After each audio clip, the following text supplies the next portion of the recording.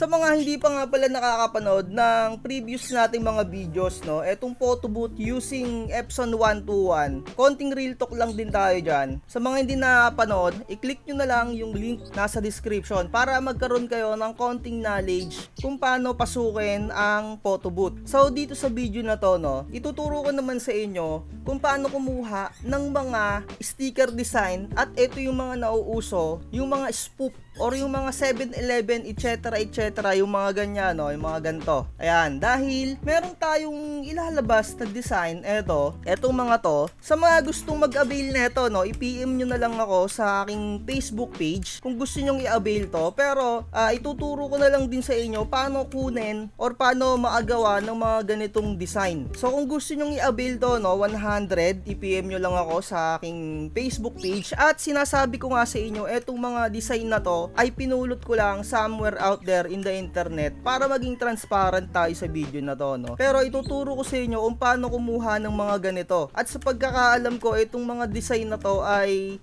kasama to sa binibenta nung #1 overpriced printing channel, no? At kung hindi ako nagkakamali, 300 niya ata binibenta yung ganito. So kung gusto niyo mag-avail na ito, PM nyo lang ako sa aking Facebook page. Pero hindi ko na kayo i-advise na mag-avail sa akin dahil ituturo ko sa inyo kung paano to gawin. Okay? So ito ay 100 design. Ituturo ko sa inyo kung paano gawin yan. So simulan na natin. No? Halimbawa, etong 7-Eleven, no? Itatype nyo na lang dito, 7-Eleven spoof. Tapos etong image na to, kung ano yung napili nyo na 7-Eleven na spoof dyan, pwede nyong i-copy yan. Tapos mag-open kayo ng Silhouette Studio. Gawa lang kayo ng, kung gusto nyo, bilog. Tapos yung image na dito, i-save nyo lang, 'di ba?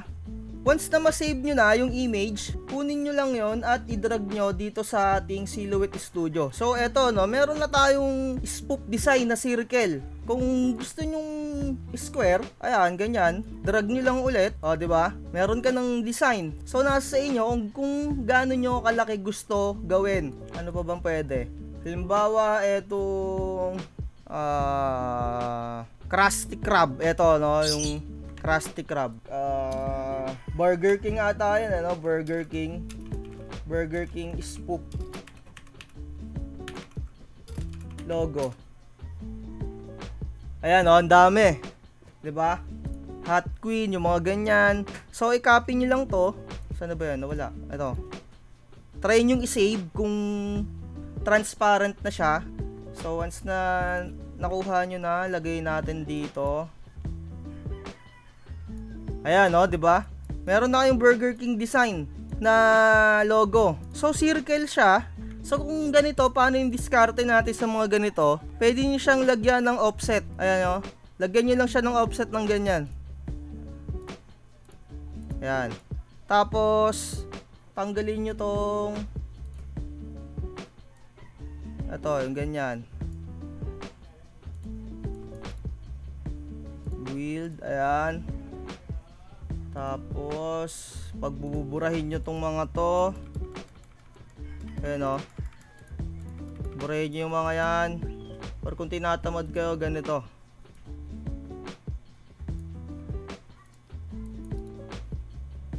Saan ba yun? Weld nyo lang. Ayan. Para hindi niya i-cut yan, diba? Ito, tanggalin nyo.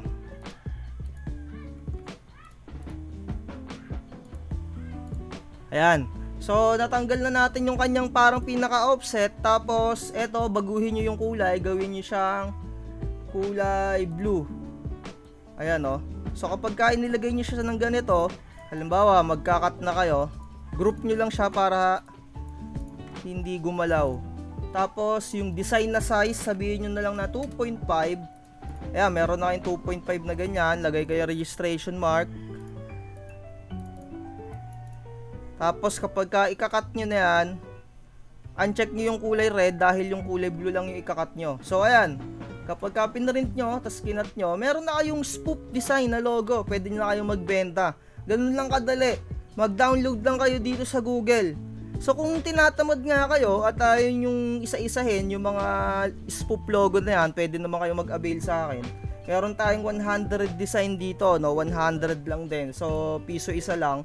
At inuulit ko, no, etong mga logo na to ay galing lang sa kung saan somewhere out there dyan sa internet. At hindi ko na rin kayo ina-advise na mag-avail ng ganito dahil kaya nyo naman tong gawin. Pero kung talagang tinatamad kayo at itinuro ko na nga sa inyo kung paano gawin dahil gusto ko dito sa channel natin, transparent tayo, no, pwede naman kayo mag-avail dito sa akin neto. At kung ayaw nyo, no, doon kayo sa number 1 overcharge printing channel, no, na eto sa pagkakaalam ko nga 299 binibenta. At eto take note, no, sa mga nag-send na sa akin ng mga donation nila or yung mga nag-avail ng mga previous nila na template at unang-una yung mga nag-donate talaga. Eto, libre nyo na lang tong makukuha. I-message nyo lang ako sa Facebook, no, sa ating Facebook group. Libre nyo itong makukuha sa mga nag-donate sa akin dyan nung mga nakaraan. Ayun, bilang thank you rin sa inyo para syempre hindi naman masayang din yung ibinigay nyo na kahit papano, kahit tig 50 or 100 yon. Ayun, libre nyo itong makukuha. Ayun, like, share, and subscribe. Comment down below kung may mga tanong kayo dyan. At marami pa tayong template na ilalabas dyan. Bye-bye. At inuulit ko, pahabol, hindi ko kayo pinipilit na mag-avail nito. Bakit ang gahaman mo? Gusto mo sa'yo lahat na nakikita. Napakadorobo mo. Sa lahat ng kwento ikaw ang bida. Napakahirap mo na makontento. Lahat ng porsyento sinadya mo na masolo. Bakit ka ba ganito? Mamigay ka naman. Ugali naghahaman, hirap maunawaan. Gusto niya, kanya ang lahat ng kayamanan. Walang sasantuhin, basta lahat makamit. Ganyan ang pagkatao ng tunay na ganid. Ayaw na malamangan kung ano lang ang